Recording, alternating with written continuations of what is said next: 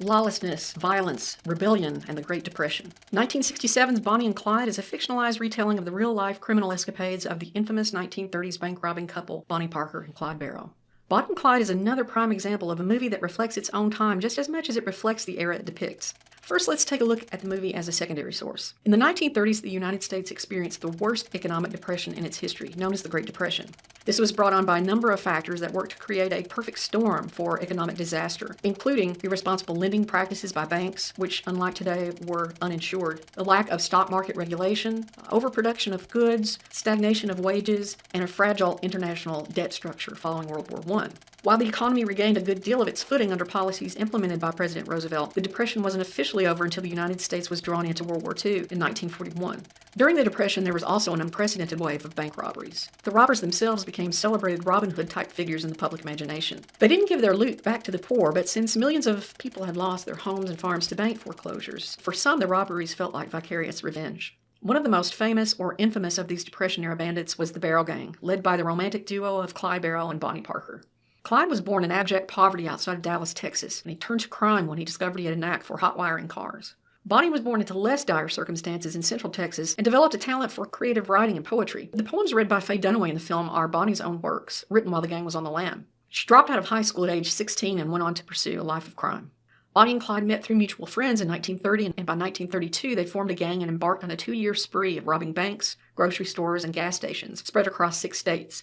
The gang loved to take pictures of themselves, and when a roll of undeveloped film was left behind during one of their quick getaways, newspapers across the country printed the photos, which show the gang dressed to the nines, posing playfully with their guns. This devil-may-care attitude captured the public imagination, and when, spoiler alert, the pair were finally ambushed and shot to death in 1934, their violent ends only fueled their legendary status.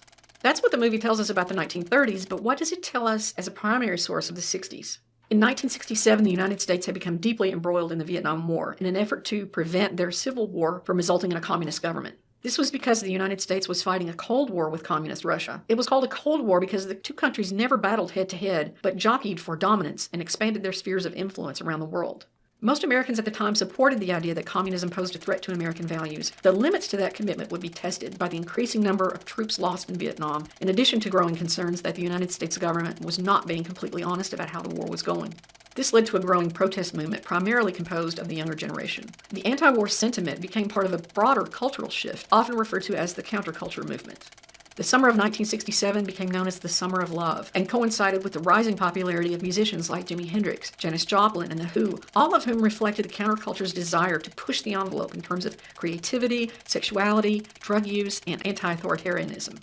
It was all about challenging the status quo and rejecting authority. So it's no surprise that director Arthur Penn was drawn to the story of Bonnie and Clyde. He was known for making films that defied convention, and this movie certainly plays into the anti-establishment, anti-authority undercurrent of the late 60s. His Bonnie and Clyde paints a picture of two beautiful and bored, but ambitious young people who yearn to make their mark in the world during desperate times. The movie became an instant smash and is considered groundbreaking in its portrayal of pathos mixed with brutal violence. It also isn't surprising that although the film was one of the biggest hits of the year, it drew its share of sharp criticism, particularly from members of the older generation who took issue with the glamorization of what they saw as ruthless criminals and cold-blooded killers. Some were also appalled that law enforcement was portrayed as at best inept and apathetic, and at worst petty and vengeful. There are a number of fictional elements in the film, but of particular interest is the portrayal of Texas Ranger Frank Hamer. In the movie, Hamer is depicted as having been kidnapped by the Barrow Gang.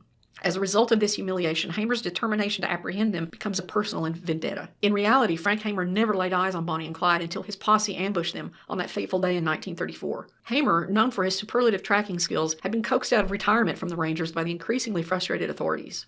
As you watch the film, be thinking about how the portrayals of Barrow Gang and Frank Hamer fit into the movie's anti-establishment, anti-authority narrative.